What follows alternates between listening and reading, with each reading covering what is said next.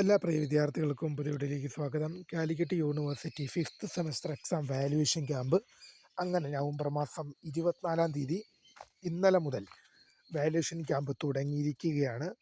അപ്പോൾ പല വിദ്യാർത്ഥികളും ചോദിക്കുന്ന കാര്യം തന്നെയാണ്, വാല്യുവേഷൻ ക്യാമ്പ് തുടങ്ങിക്കഴിഞ്ഞാൽ അതിൻ്റെ വിശേഷങ്ങൾ അവിടെ എന്തൊക്കെയായിരിക്കും, ലിബറലായിരിക്കുമോ വാല്യുവേഷൻ എന്നുള്ള പ്രധാനപ്പെട്ട കാര്യങ്ങളെല്ലാം നമുക്ക് വിശദമായി തന്നെ നോക്കാം. വാല്യുവേഷൻ ക്യാമ്പ് തുടങ്ങി. അപ്പോൾ നമുക്ക് ഇന്നലെ പല ക്യാമ്പുകളിലും, ഇന്നലെ നവംബർ മാസം 24 മുതൽ പല കാലിക്കറ്റ് യൂണിവേഴ്സിറ്റികളിലെ ക്യാമ്പുകളിലും വാല്യുവേഷൻ തുടങ്ങി. അപ്പോൾ നിങ്ങൾക്കറിയാം, ഇത് ക്യാമ്പ് വാല്യുവേഷൻ ആണോ കോളേജിൽ നിന്ന് തന്നെയുള്ള വാല്യുവേഷൻ ആണോ എന്ന് ചോദിക്കുമ്പോൾ പല വിദ്യാർത്ഥികളും പറയാനുള്ളത്, കാലിക്കറ്റ് യൂണിവേഴ്സിറ്റിയിൽ 1, 3, 5 സെമസ്റ്റർ പരീക്ഷകളുടെ പേപ്പറുകൾ കോളേജിൽ നിന്ന് തന്നെയാണ് നോക്കുന്നത്. സെൻട്രലൈസ്ഡ് വാല്യുവേഷൻ അല്ല. എന്നാൽ 2, 4, 6 സെമസ്റ്റർ പരീക്ഷകൾ അങ്ങനെയല്ല, സെൻട്രലൈസ്ഡ് ക്യാമ്പ് വാല്യുവേഷൻ ആണ്. അപ്പോൾ 5ാം സെമസ്റ്റർ പരീക്ഷ എന്ന് പറയുമ്പോൾ നിങ്ങളുടെ കോളേജിൽ നിന്ന് തന്നെയാണ് പേപ്പർ നോക്കുന്നത്. അപ്പോൾ വാല്യുവേഷൻ എങ്ങനെയാണ്, ലിബറലാണ്, നല്ല രീതിയിൽ മാർക്കൊക്കെ ഇട്ട് തരുമോ എന്ന് ചോദിക്കുന്ന വിദ്യാർത്ഥികളോട് പറയാനുള്ളത്, നിങ്ങൾ മെയിൻ പോയിന്റ്സ് എഴുതിയിട്ടുണ്ടെങ്കിൽ, ഞാൻ ഈ പറയുന്ന കാര്യങ്ങളൊക്കെ കുറച്ച് ശ്രദ്ധിച്ചു കഴിഞ്ഞാൽ, ഞാൻ ഈ പറയാൻ പോകുന്ന കാര്യങ്ങളൊക്കെ ശ്രദ്ധിച്ച കുറച്ച് വിദ്യാർത്ഥികൾക്ക് കൂടുതൽ മാർക്ക് ലഭിക്കാനുള്ള സാധ്യതകൾ വളരെ കൂടുതലാണ്. അതായത് നിങ്ങളിപ്പോൾ ഉത്തരം എഴുതി കഴിഞ്ഞ് അതിൽ മെയിൻ പോയിന്റ്സ് അണ്ടർലൈൻ ചെയ്തിട്ടുണ്ട് എന്ന് ഉറപ്പ് വരുത്തിയിട്ടുണ്ട്.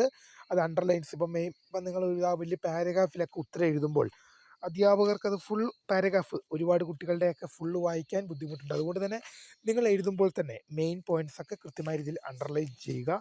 എഴുതിയ കാര്യങ്ങൾ തന്നെ വീണ്ടും റിപ്പീറ്റ് ചെയ്ത് വായിച്ചു നോക്കുക. ഇപ്പോൾ പാരഗ്രാഫായി എഴുതുന്നതിന് പകരം കൂടുതൽ പോയിൻ്റായിട്ട് എഴുതുകയാണെങ്കിൽ അത്രയും ഉപകാരമായിരിക്കും. കാരണം നിങ്ങൾ 2 പേജ് പാരഗ്രാഫ് എഴുതി വെക്കുമ്പോൾ അധ്യാപകർക്ക് അത് കാണുമ്പോൾ തന്നെ ഒരു വായിക്കാനൊരു മടി കാണും. പക്ഷേ അതേസമയം നിങ്ങൾ പോയിൻ്റായിട്ട് എഴുതുകയും, നിങ്ങൾക്കറിയാവുന്ന കാര്യങ്ങൾ നിങ്ങൾ പോയിൻ്റായിട്ട് എഴുതുകയും, നിങ്ങൾ മെയിൻ പോയിന്റ്സ് ഒക്കെ അണ്ടർലൈൻ ചെയ്തിട്ടുണ്ടെങ്കിൽ തീർച്ചയായും നിങ്ങൾക്ക് ആ മെയിൻ പോയിന്റ്സ് മാത്രം അധ്യാപകർ വായിക്കുകയും, ഈ കുട്ടി മെയിൻ പോയിന്റ്സ് കാണാൻ വേണ്ടി തന്നെ പ്രത്യേകമായി അണ്ടർലൈൻ ചെയ്ത് വെച്ചിട്ടുമുണ്ട്, അതുകൊണ്ട് തന്നെ അവർക്ക് മെയിൻ പോയിന്റ്സും മറ്റു കാര്യങ്ങളെല്ലാം ഈ ചോദ്യപേപ്പറിൽ വന്നിട്ടുണ്ട് എന്ന് കണ്ട് അവർ ആ മെയിൻ പോയിന്റ്സ് മാത്രം വായിക്കുകയും ഈ കുട്ടിക്കെല്ലാം അറിയാൻ തന്നെ വിലയിരുത്തി കുറച്ചധികം മാർക്കുകൾ ഇടാൻ തന്നെയുള്ള സാധ്യതകളും വളരെ കൂടുതലാണ്. അപ്പോൾ ഈ ഒരു കാര്യങ്ങൾ ശ്രദ്ധിച്ചവർ, അല്ലാത്തവർക്ക് മാർക്ക് ലഭിക്കുമെന്നല്ല, അല്ലാത്തവർക്ക് മാർക്ക് ലഭിക്കും. പക്ഷേ ഈ ഒരു കാര്യം ശ്രദ്ധിച്ചു കഴിഞ്ഞാൽ നിങ്ങൾക്ക് കുറച്ചുകൂടെ മാർക്ക് കൂടുതൽ ലഭിക്കാൻ എളുപ്പമായിരിക്കും. കാരണം അധ്യാപകർക്ക്, അല്ലെങ്കിൽ നിങ്ങളുടെ മെയിൻ പോയിന്റ്സുകൾ അധ്യാപകർ വായിച്ചു നോക്കി കണ്ടെത്തേണ്ടതായൊരു ബുദ്ധിമുട്ടുണ്ട്. അവർ വായിച്ച് നോക്കിയിട്ട് മെയിൻ പോയിന്റ്സ് ഉണ്ടോ ഇല്ലയോ എന്നുള്ളത് പരിശോധിക്കണം.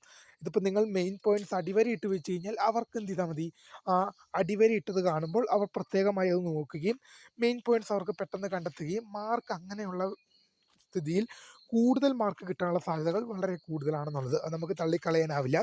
റിസൾട്ട് ഉടനെ ഉണ്ടാവും. ഇപ്പോൾ നവംബർ മാസം 24 ഇന്നലെ മുതലാണ് കാലിക്കറ്റ് യൂണിവേഴ്സിറ്റി വാല്യുവേഷൻ ക്യാമ്പ് ആരംഭിച്ചിരിക്കുന്നത്.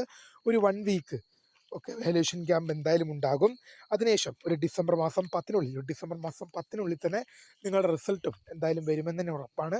അപ്പോൾ തീർച്ചയായും കൂടുതൽ അപ്ഡേറ്റുകൾ വരും മണിക്കൂറുകളിലും വരും ദിവസങ്ങളിലും വരുമ്പോൾ അറിയിക്കാം. അപ്പോൾ പുതിയ കാണുന്ന my name is Kafa, founder of Kafa. Thanks for watching. By.